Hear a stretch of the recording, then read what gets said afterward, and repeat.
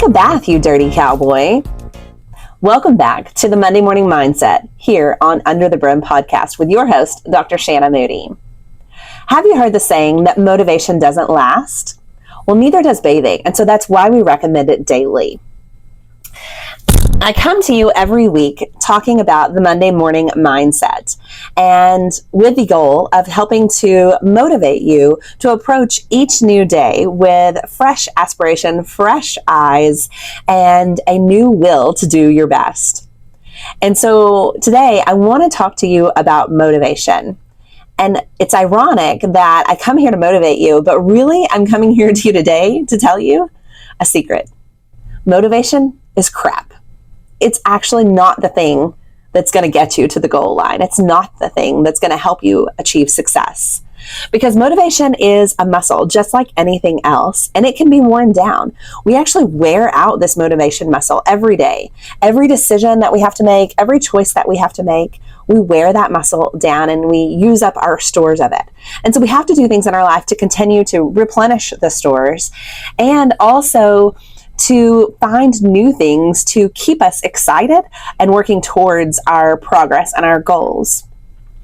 So there are 4 main reasons that people lack motivation and that they lose it throughout the process. So let's talk about what those 4 reasons are, and then let's go through each one of them. Okay? So number 1 is that they don't believe in themselves. Number 2 is they don't believe what they're doing will work. Number 3 is that they don't see any progress. Number 4 is they don't believe that it matters. And then I actually have a bonus one. And the bonus is that they don't actually care about it.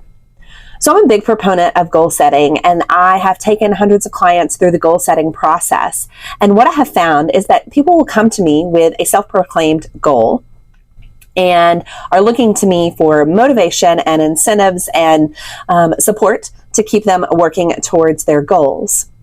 And what I find when I start to ask more questions and dig a little bit deeper is that they don't actually care about this goal that they have self-proclaimed. They're only telling me it because they have an insecurity, or they feel like that's what they're supposed to do because that's what everyone else in society is doing.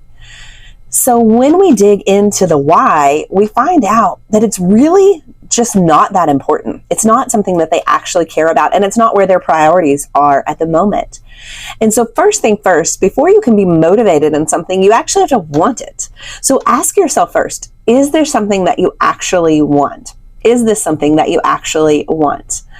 And if it is, then now we can move forward into the other 4 reasons that we lose motivation and address some ways that we can actually overcome the barriers in those situations and how to rebuild our motivation stores, replenish them, if you will. So number 1, we don't believe in ourselves. All of us have some self-limiting beliefs. Those things that keep us from posting on social media or keep us from speaking when we're in a group or wearing a certain outfit or trying out for something that is new to us. We have these self-limiting beliefs that tell we have this messaging in our minds. Somewhere along the way, someone has said something or something has happened and we've convinced ourselves that we can't do it. And it could be anything from just the mindset of, I just don't think that I can do it, to I don't have the resources that I need. I don't have the knowledge that I need. I don't have some key ingredient to this piece that I'm missing. Maybe you want to be a roper and you don't have a horse. You would let that be a reason that you couldn't achieve your goal. But in most situations, if you really want something, you'll find a way. Where there's a will, there is always a way. I've had so many people tell me how busy they are, but when I ask them about their priorities or about their schedule, they will make time for what's important. So if someone was sick, they would drop everything else and go take care of that, right? If there was a show on Netflix that they really wanted to watch, they would make time to watch that, right? So it just really, again, comes back down to your why and how important is this to you really.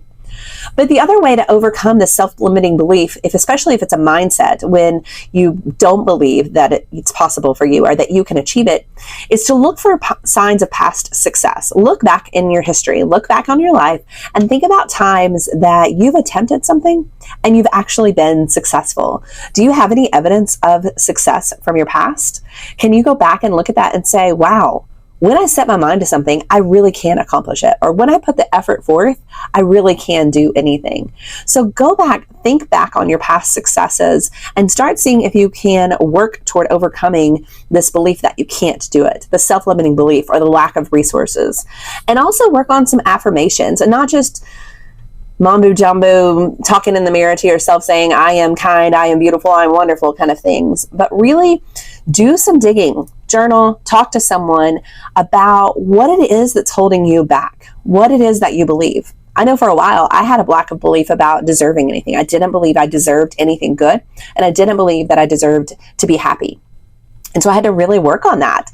And it took some uncomfort, just some discomfort, right? I had to go through some uncomfortable conversations. I had to sit with myself in some uncomfortable moments. And I had to sit in those feelings of discomfort and really wrestle with them to actually be able to progress and move forward. All right, so that's number one. Number two, you don't believe that it'll work. So you think that even if you get into the practice spin and give it your all, you're still not going to be successful. You think that if you put yourself out there, promote your product, that it's still not going to be successful. Well, maybe you just lack a connection to purpose and value. So maybe you need to step back and see the bigger picture. What if you do go all in and it doesn't work? Does that actually say anything about you? Does that lack of success in that one area make you yourself a failure? No, it doesn't. It means that thing didn't work at that time in that exact situation. So now we need to regroup and try again and come back and reapproach, right? So just because it's almost like a fear of failure, right? That you don't believe that it'll work. I know I was telling my students the other day that I was a terrible athlete when I was younger because I didn't have that motivation. I didn't have that killer instinct. I would get on the starting line at a track meet, and before they would even fire the gun, I was already thinking of all the excuses that I could tell my friends and my coach and my family about why I lost the race. I already had this belief that no matter how hard I ran, I wasn't going to win. So of course, I'm not going to win races if I start the race that way, right? So where we attract what we focus on. So if we're focusing on the negative, then we're going to bring about the negative. If we focus on the loss, we're going to bring about the loss. If we focus on our misses, we're going to miss more, right? So see if you can flip that perspective around, and instead of convincing yourself that you don't believe that it'll work, can you talk to yourself about it will work, right? And if you make yourself so good, then there's no excuse. There's no insecurity about entering, about posting, about sharing, about selling, about competing. There's no insecurity about it when you've put in 100% effort to it. So go all in.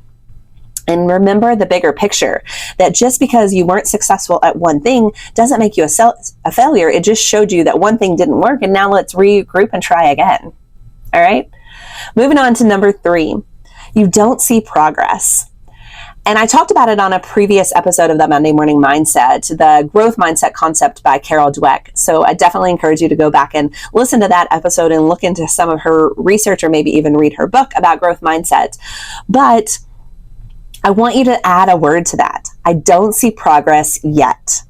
I know, again, from my fitness background, training clients, that if they don't see progress, they think that it's not working and they are ready to give up. They lose motivation, right? So maybe you've been in the practice pen, maybe you've been giving it your all and you just don't feel like it's getting better. But again, I want you to add that key word at the end, yet. It's not getting better yet. And then I want you to remember that goals are great. And so when you are practicing, when you're putting in this effort, when you're working towards something and it's very far off in the distance, progress is going to seem minimal. It's going to be hard to gauge progress if it's so far off in the distant future. I know right now I'm trying to plan a study abroad trip for my students, and I wanted it to happen right now. And I'm going to have to work on my motivation to continue and persist through this when my university is telling me it's going to be a 24 to 36 month process. And that is not my strong suit, being patient and waiting for something for that long of an outcome, right? But I did it in doctoral school. So again, I can look at past evidence of being successful and persistent in the pursuit of a long-term goal. So I can see success in that. I can see the bigger picture, and I can realize that, okay, my immediate attempt to do it in 6 months didn't work. So now let's regroup and try again. So I've overcome obstacle number 1 and obstacle number 2. And to overcome obstacle number 3, now I need to take this big goal and break it down into some progress goals. So if my distant goal is to take a study abroad trip to the Summer Olympics, then now I have to think about, okay, what do I need to do first? What are the increments that are going to mark my progress toward that? Just for example, if you were going to go run a mile, you know that it's 4 laps around the track. So you have 3 stages of progress, right? You finish lap 1, you've made progress. You're a fourth of the way there. You finish lap 2, you're already halfway there. You finish lap 3 and you're telling yourself, I only have 1 more lap to go. I've already done 3. I can definitely do 1 more, right?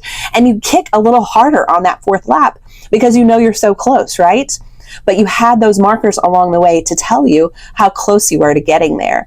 So again, I want you to do the same thing with your goals. If your goal is to make the NFR, and again, that's a big, distant future goal, then what are your progress goals to get there? Is it number 1, make the high school finals? Number 2, make the college finals. Number 3, make the NFR finals, right? Or rookie of the year. What are these progress goals? What are the incremental goals? Okay.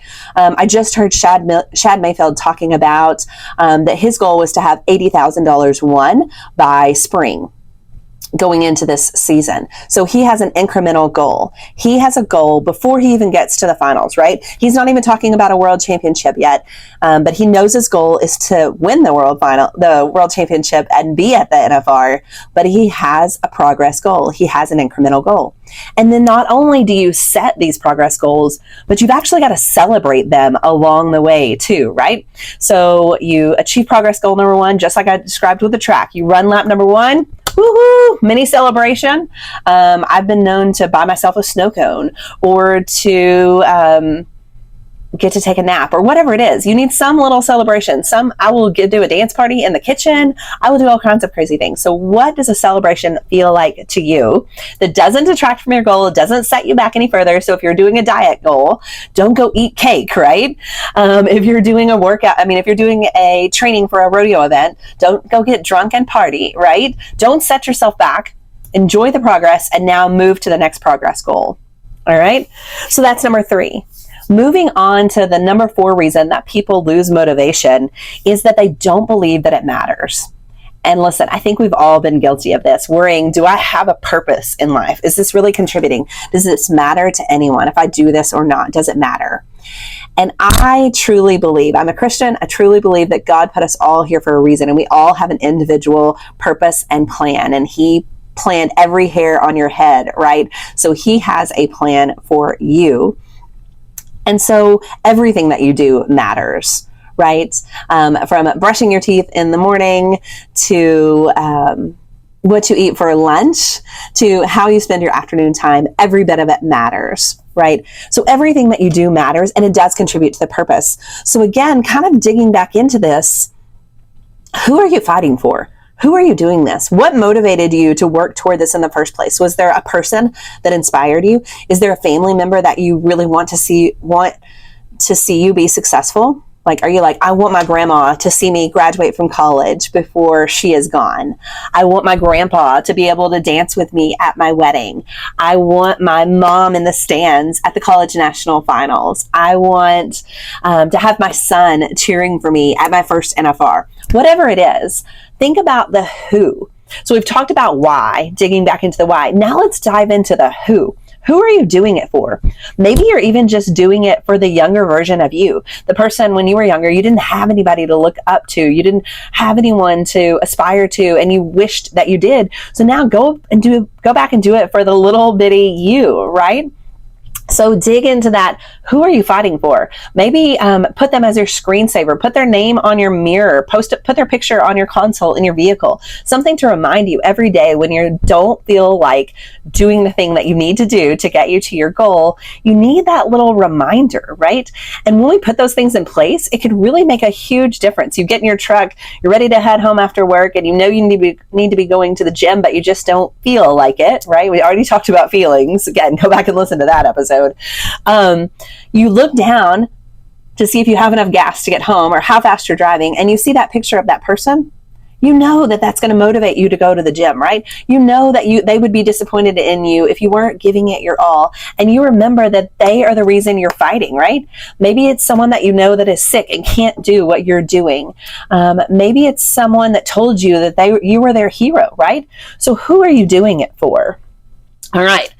So that's all 5 of my reasons that people generally lose motivation. And remember, motivation doesn't last. So we have to build in discipline. So we have to rely on our habits. So what are your habits? And we'll get into that more deeply. But today, let's talk about this one more time. So if you're feeling a lack of motivation or struggling to stay motivated in moving toward your goals, assess your limiting beliefs and look for evidence of your past success. If you don't believe that it'll work, can you see the bigger picture of how, even if this one thing doesn't work, it might lead you to something better? Number 3, you don't see progress yet.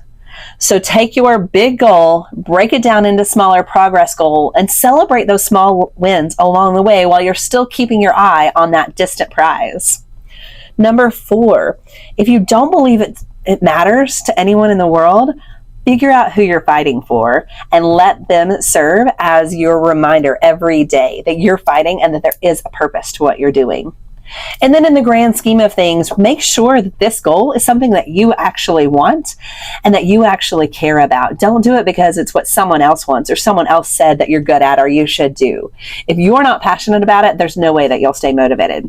All right, go take a bath, you stinky cowboy, and come back next time for another episode of the Monday Morning Mindset here on Under the Brim.